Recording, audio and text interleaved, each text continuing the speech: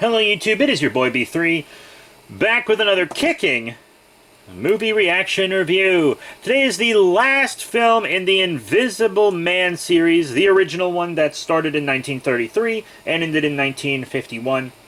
This is the original Universal horror, kind of Universal Monsters, Invisible Man, ending film.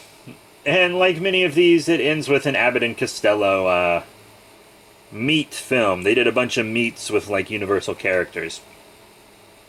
So today's film is Abbott and Costello Meet the Invisible Man from 1951.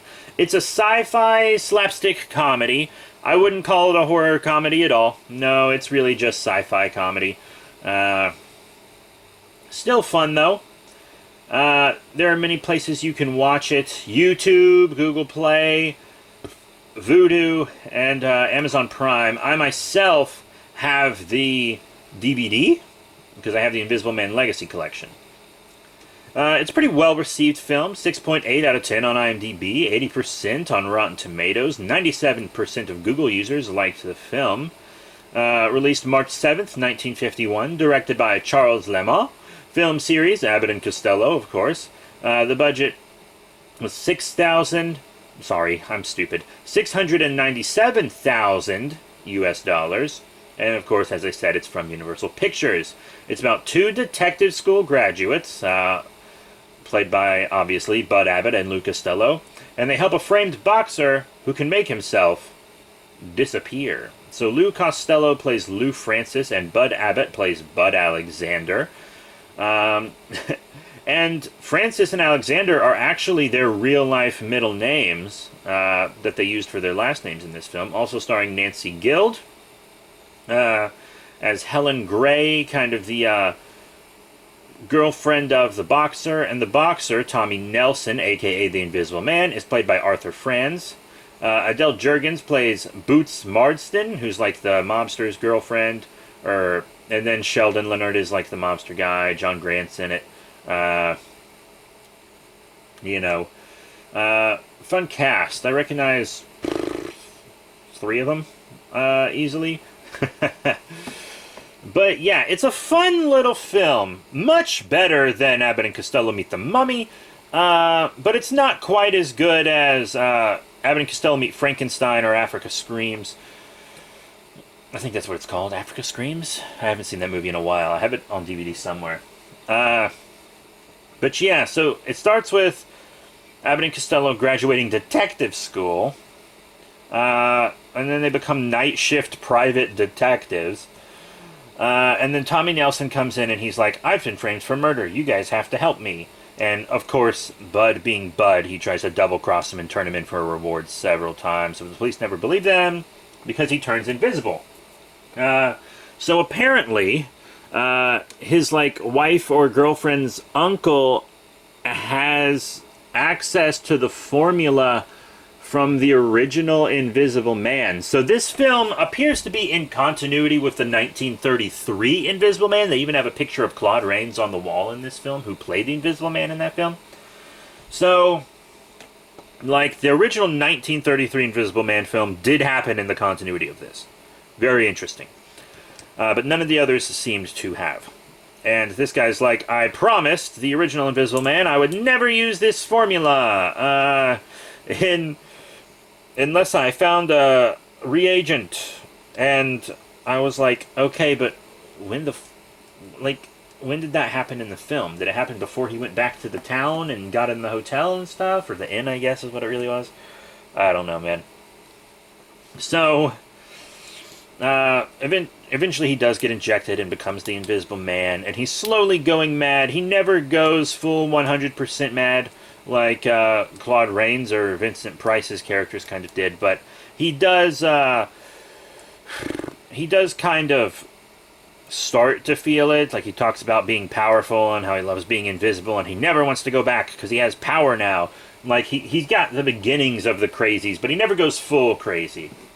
Because it's not a horror film at the end of the day. So, but it's nice that they brought that element kind of back, which put a little some pressure on the investigation, even more so than it already had.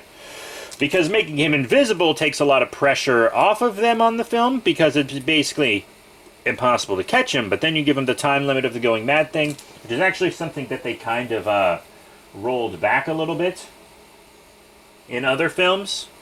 You know? Something that, like, the madness thing went away after the second film, and then it wasn't in The Invisible Woman at all, and then in Invisible Agent they replaced madness with, like, narcolepsy, and then the guy started off mad in the next film, The Invisible Man's Revenge, and there was no speak of any side effects or anything.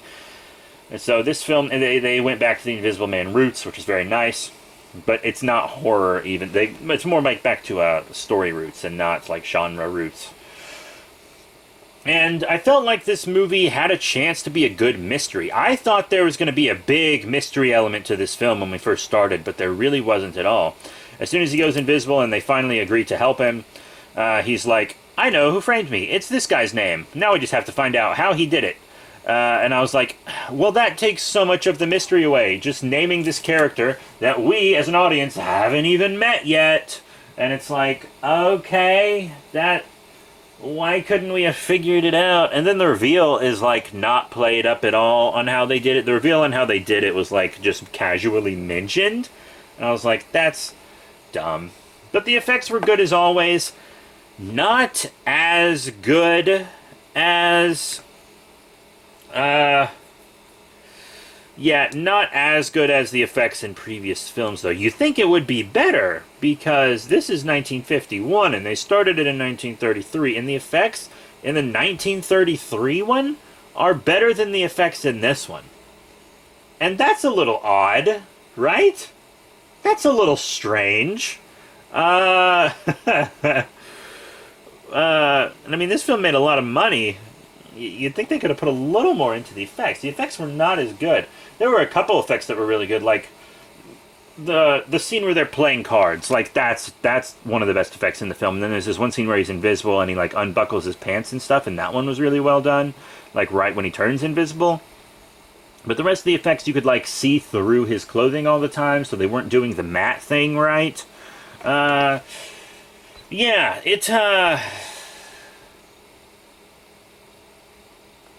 you know, the effects weren't as good. Still good, but not as good, you know? Still good, but not as good.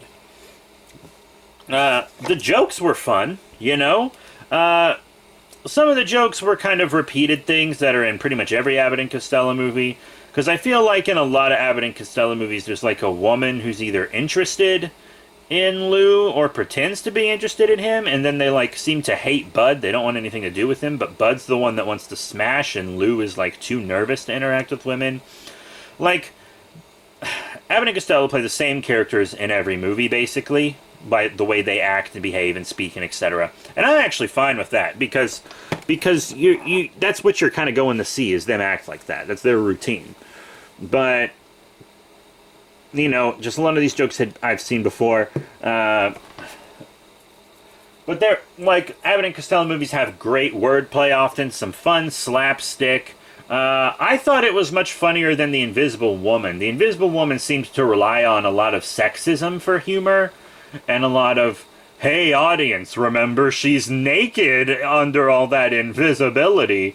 And this one kind of relied much more on visual gags that pretty much everyone could laugh at and hold up a lot more over time than sexist jokes, you know?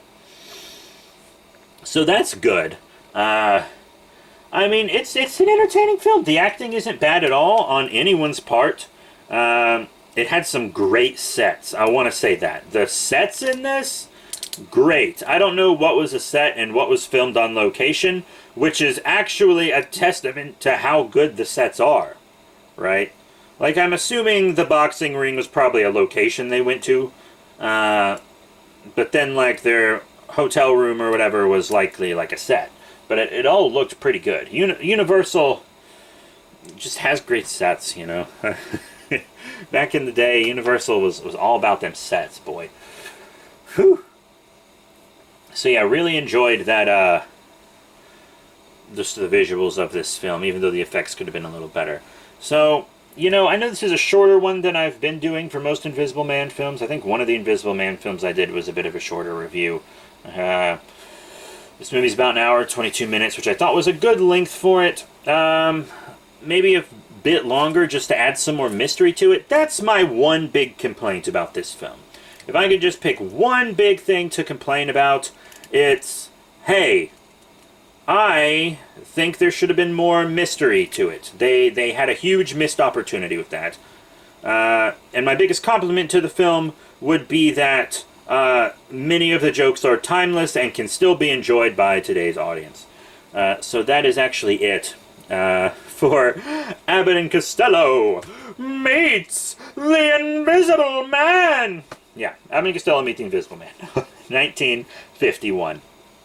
So, that's it. Thank you all very much for your support. Remember to rate, comment, subscribe. Check out all the cool links in the description below. Facebook, Twitter, etc. And I'll see you all next time when I think I'm going to review The Creature from the Black Lagoon sequels.